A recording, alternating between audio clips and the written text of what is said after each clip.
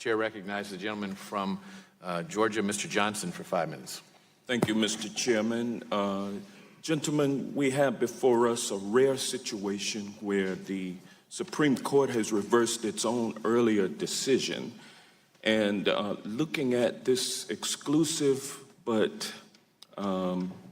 this esteemed but exclusive panel of white males before us today, 8, I'm struck with the proposition that the U.S. Supreme Court can one day overturn Brown versus Board of Education, just as Brown versus Board of Education overturned the Plessy versus Ferguson separate but equal concept.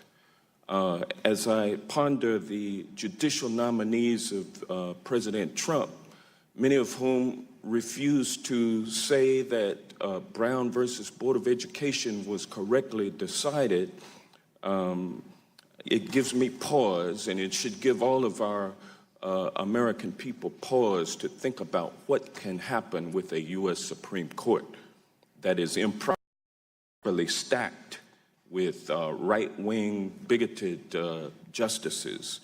Our society has undergone a drastic transformation in the 26 years since the court decided Quill.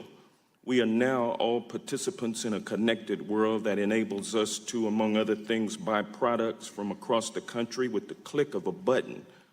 According to the Census Bureau, in the first quarter of 2018, 9.5% of all retail sales occurred on the internet.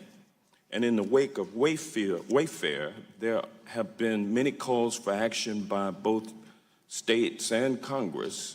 We're here to assess those demands and determine how states and businesses will implement the Wayfair decision. Mr. Norquist, you've risen to fame based on being an anti-tax crusader, isn't that correct? I certainly support lower taxes on the American people, yes. And you are the founder of Americans for Tax Reform, and you are the author of the Taxpayer Pledge, or Taxpayer Protection Pledge, isn't that correct? Correct. And is it true that 95% of all Republican members of Congress have signed on to your pledge? Roughly that number have made a commitment to the people. If you read it, it's a commitment to the American people that they'll vote against tax increases, yes. Certainly, and it's your opinion that the Wayfair decision violates the spirit of the Taxpayer Protection Pledge. Is that not correct? Well, yeah, but I couldn't get any Supreme Court justices to sign the pledge. Yeah.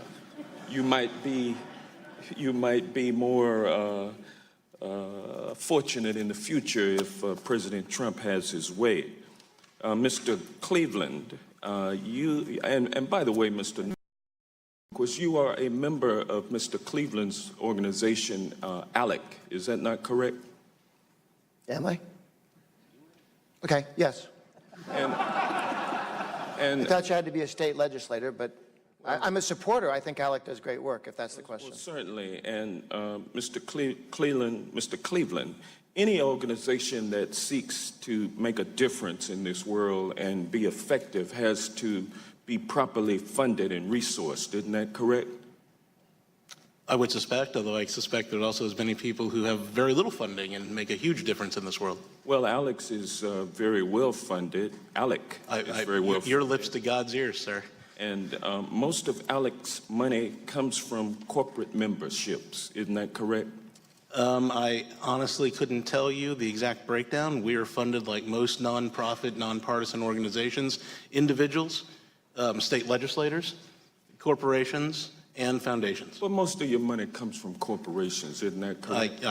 I can't say that I know that to be a fact. I don't know the answer for you. Well, is ALEC a tool of the corporations that fund it, that funds? So the really cool thing about ALEC, and about a lot of organizations which I work, we put our bios right on the website, and it's in fact the exact way I did my testimony.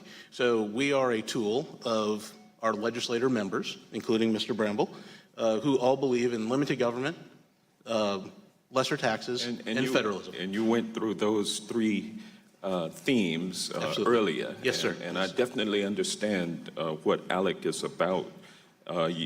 ALEC actually is supporting the online retailers versus the mom and pop brick and mortars who are disadvantaged by their requirement to collect sales taxes. Isn't that correct?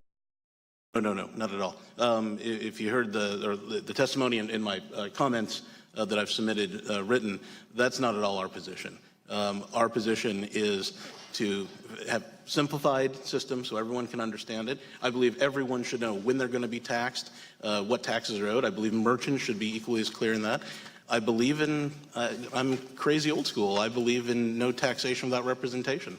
I believe that the free market should be allowed to operate without hindrance of that confusion. And finally, I do believe that the state legislators should be empowered in most situations except in interstate commerce, as the Commerce Clause calls for, which is the jurisdiction of this Congress. Well, I thank the gentleman, and I thank you all for your appearance here today.